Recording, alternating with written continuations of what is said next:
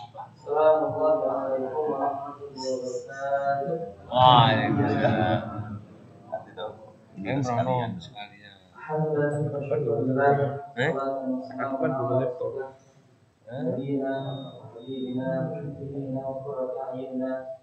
Sayyidina Maulana Muhammad Abdullah sallallahu alaihi wasallam wa ala alihi wa ashabihi wa man wala.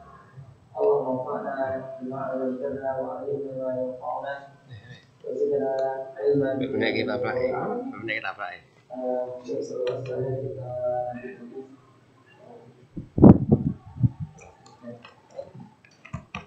enggak tak benar malah. Baik, Bapak sekalian, kita lanjut lagi materi adab kita ya, masih pakai kitab Mukhtasar Minhajul Qasidin karya seorang imam yang juga seorang hakim agung, Al-Imam Najmuddin Ahmad ibn Abdurrahman ibn Qudamah Al-Maqdisi, yang semoga Allah merahmatinya dengan rahmat yang luas dan menjadikan ilmunya manfaat untuk kita semuanya, amin ya rabbal alamin. Dan kita masih di bab sabar, uraian tentang bab sabar. Kita masuk pada qaul musannif rahimahullah taala, wa'lam, ketahuilah, anna asyadda anwa'i sabri wal mujahadati kaful batini min haditsin nafsi. Ketahuilah bahwa jenis sabar yang paling berat gitu ya, yang paling butuh upaya kuat dan membutuhkan mujahadah, butuh apa ya, kesungguhan dari kita, pol-polan gitu ya, sampai berlelah-lelah, yaitu kaful batin min haditsin nafsi, yaitu menahan hati dari mulai ngomong yang enggak benar, punya pikiran-pikiran yang tidak benar, entah apapun itu. Nah, wa innama yashaddu dzalika, entah hasad, gibah, yang lain, ini kan dimulai dari hati. Wa innama yashaddu dzalika ala man tafarraga wa atazal, dan itu akan lebih berat lagi bagi mereka yang posisinya lagi menyendiri. Jadi apanya, kadang orang hasad itu ketika lagi sendiri itu justru malah dia gundah gulana. Nah, untuk menghentikan sifat itu berat sekali, apalagi kalau pas dia lagi sendirian. Fa innal wasawisa la tazalu tuzatibu, karena waswas itu selalu menarik-narik dia.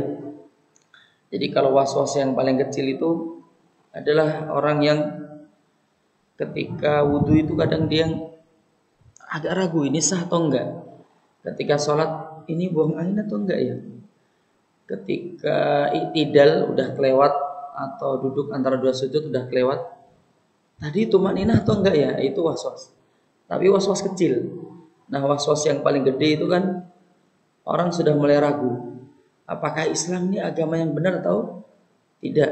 Kadang kan, mohon maaf ya, kadang orang yang sibuk dengan maksiat sampai ngerasa bahwa Islam itu mengekang begitu, kadang dapat bisikan-bisikan dari manusia, udahlah pindah agama aja, nggak ribet dan sebagainya. Nah, itu waswas yang paling tinggi.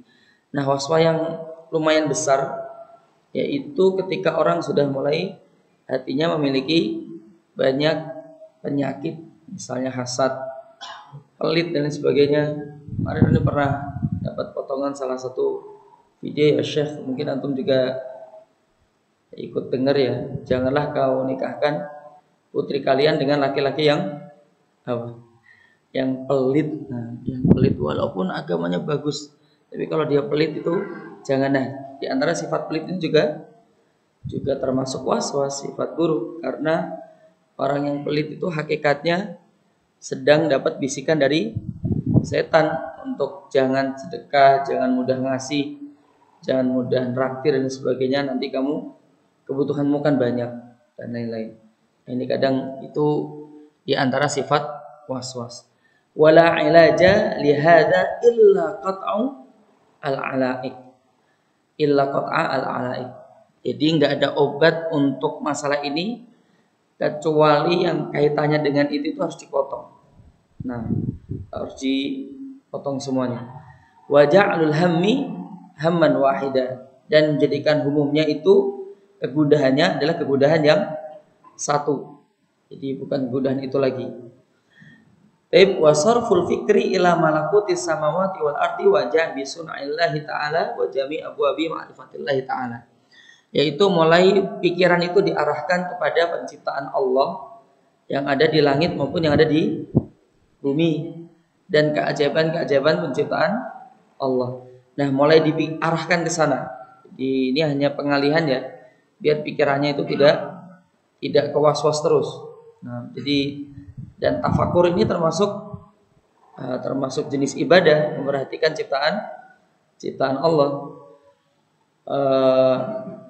Apapun itu, entah ikan atau ayam atau apa begitu kan, kadang model-modelnya cantik-cantik. Nah, mulai diarahkan ke sana. Dan segala hal yang menjadikan kita itu ma'rifatullah itu makin tinggi. Biasanya para dokter begitu ya, atau yang berinteraksi dengan ciptaan Allah langsung begitu, atau ahli fisika, ahli apa begitu, ma'rifatullahnya makin tinggi dia. Ma'rifatullah makin tinggi dari menghayati ciptaan-ciptaan Allah. Nah, ini diarahkan ke sana, kata Ibnu Qudamah. Hatta, bayangkan ini pembahasan zaman dulu nih. Apalagi zaman sekarang lebih parah lagi. Sebagai contoh konkret bahwa was-was itu selalu datang pada diri kita, ya memang itu kerjaan setan. Kan Allah juga mensifati setan dengan sebutan al-waswas al-khannas gitu ya. Yang ngasih was-was al-khannas, yang ngumpet.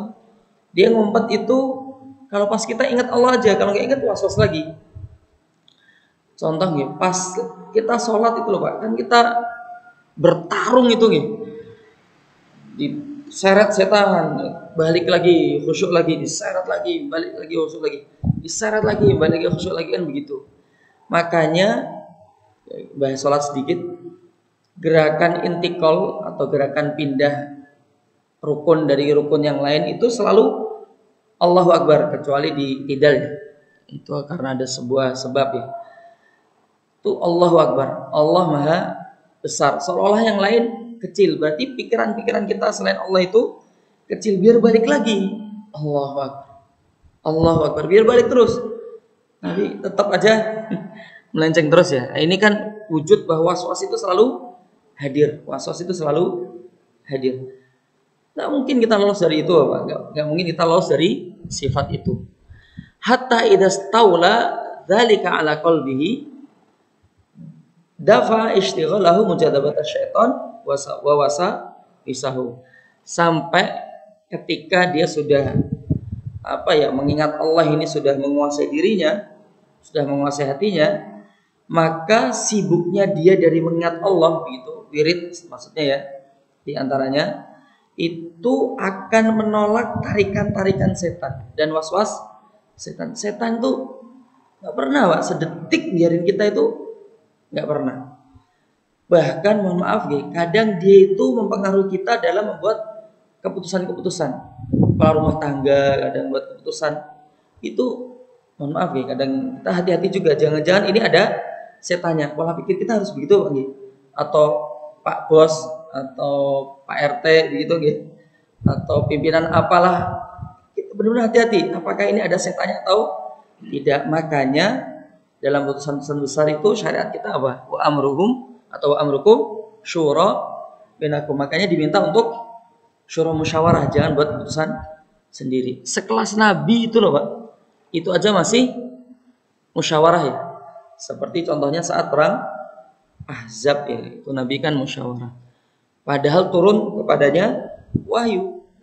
Lanjut, wa illam yakun lahu sairul batin fala yunajjihi illa al-awradu al-mutawasilatu minal qiraati wal azkar was salawat. Kalau dia nggak punya dorongan hati untuk mengingat Allah begitu, maka nggak ada yang bisa menyelamatkan dia kecuali wirid yang terus menerus. Jadi mau nggak mau kita harus wiridan terus. Orang kalau udah terbiasa itu enak Pak, walaupun aneh belum begitu ya, masih jauh ya. Orang kalau selalu mengingat Allah wirid terus astagfirullah atau yang lain begitu, maka solusinya hanya itu. Kalau hatinya nggak bisa diluruskan begitu, maka mulutnya harus dilafatkan dengan wirid-wirid untuk mengingat Allah. Kalau nggak gitu nanti rusak, nanti kita rusak. Lanjut minal qiraati, yaitu di antara baca Al-Qur'an, wal azkar atau wirid-wirid secara umum gitu ya, was sholawat atau baca sholawat begitu. Harus terus begitu Pak. Yang mohon maaf ya, misalnya ngajinya masih belum lancar, berarti mulai ngaji begitu, latihan ngaji, belajar ke guru, atau kalau belum itu berarti harus banyak-banyak wirid. Wa yahtaju ma'a dzalika ila taklifil qalbi al-huduru. Dan itu masih hati itu dibebankan untuk hadir saat wirid. Berarti mohon maaf, kita itu harus mulai paham bacaan-bacaan dari wirid yang kita baca. Enggak hanya artinya Bapak, tapi uraian para ulama tentang itu. Misalnya apa ya? Misalnya gampang aja ya, misalnya Allahu Akbar. Itu kan mohon maaf ya, Allah Maha Besar. Sebenarnya kata akbar itu artinya itu lebih besar. Dan sebenarnya kata akbar itu harus ada min. Jadi Allah lebih besar dari, harusnya ada minnya. Min apa begitu? Kenapa nggak ada minnya? Ah, ini contoh aja. Karena selain Allah itu nggak bisa dibandingkan dengan Allah, saking kecilnya. Jadi pas kita ngomong Allahu Akbar, itu benar-benar nggak ada sesuatu yang besar. Utang nggak gede, ini dan sebagainya. Pokoknya nggak ada yang, jadi Allah yang lebih besar. Dan ini juga untuk hiburan untuk kita. Ketika kita ada beban apapun gitu Bapak, apapun masalah seberat apapun, Allah lebih besar, Allah Maha besar. Tenang aja, nanti akan diatasi oleh Allah asal kita mendekat. Nah, ini contoh menghayati sebuah arti wirid. Misalnya alhamdulillah apalagi, astagfirullah apalagi begitu ya. Subhanallah. Apa yang dimaksud dari subhanallah? Nah, ini memang perlu pembahasan di waktu khusus ya. Ini tadi hanya contoh kecil aja. Jadi supaya hati hadir itu harus paham apa yang diwiridkan gitu. Kalau belum paham nggak apa-apa, diwiridkan dulu aja sambil belajar. Fa innal fikra al-batina huwa alladhi yastaghriqu al-qalba dunal awrati adh-dhahirah.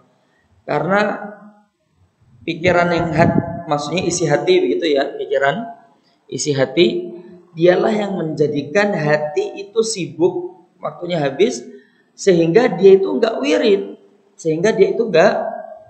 apapun itu. Nah, dan orang kalau tidak terbiasa wirid, lingkungan itu tidak terbiasa wirid begitu, terus ada orang kok tiba-tiba berubah jadi mudah wirid begitu, nanti agak aneh, mungkin akan dilihat oleh lingkungan agak aneh. Kamu kok istighfar terus? Punya dosa apa? Kadang begitu.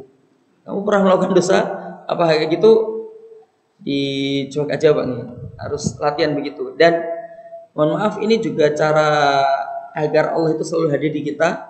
Setiap obrolan itu kita usahakan selalu kita libatkan Allah. Latihan ketika ngomongin anak gitu. Ngomongin anak. Makanya kita harus banyak bersyukur sama Allah. Apa-apa dikit bersyukur, apa dikit sabar, apa dikit kalimat-kalimat lafaz Allah itu selalu muncul. Kalau muncul nanti hati itu akan terdoktrin Bapak. Jadi ketika mulut itu ngomong terus, hati itu akan terdoktrin. Jadi begitu ya, kalau pepatah Arab kuno dulu itu ngomong gini, fatashabbahu illam takunu mithlahu. Maka berserupalah seperti orang-orang soleh. Kalau kamu memang belum bisa menjadi orang soleh, nanti akan soleh sendiri. Orang soleh itu gimana? Wirid terus. Nanti akan hati itu terdoktrin sendiri. Sebagai contoh misalnya kayak sahabat mulia Abu Bakar As-Siddiq radhiyallahu anhu, itu selalu wirid, masya Allah. Dan ketika di kamar mandi seperti yang pernah saya ceritakan, dia nyari batu untuk digigit. Biar di kamar mandi atau di WC itu tidak wirid sampai begitu. Berarti hatinya selalu hadir ke Allah. Makanya Rasulullah itu pernah ngomong, masa bakakum Abu Bakrin bisolati walas saum. Jadi Abu Bakar itu tidak melampaui kalian dalam masalah sholat dan masalah puasa. Jadi sholatnya ya mungkin kayak umumnya orang, puasanya ya mungkin kayak umumnya orang. Tapi kata Nabi walakin namayat marufi qalbi, tapi Abu Bakar mengungguli kalian gara-gara sesuatu yang ada dalam hatinya. Nah, ini Abu Bakar itu selalu ingat Allah, selalu benar-benar bergantung sama Allah. Nanti kalau sudah begitu Pak, buahnya itu Masya Allah luar biasa ya. Buah dari mendekat ke Allah itu luar biasa. Singkat cerita, menghadapi suatu apapun itu enteng gitu. Contoh nih, kenapa Abu Bakar bisa menginfakkan seluruh harta di jalan Allah? Kenapa yakin banget ketika ditanya oleh Rasulullah, "Mada tarakta li ahlik?" Kamu tinggalkan apa untuk keluargamu? Jadi Allah itu bisa yakin banget. Itu karena memang hatinya sudah terdoktrin. Makanya mohon maaf ya, dan keyakinannya kan tidak palsu dalam arti kita nggak pernah dapat riwayat bahkan yang palsu sekalipun di batu nisannya Abu Bakar tulis Abu Bakar meninggal kelaparan gara-gara menginfakkan seluruh hartanya di jalan Allah. Atau salah satu keluarganya, misalnya siapa nih? Abdullah, putranya ya.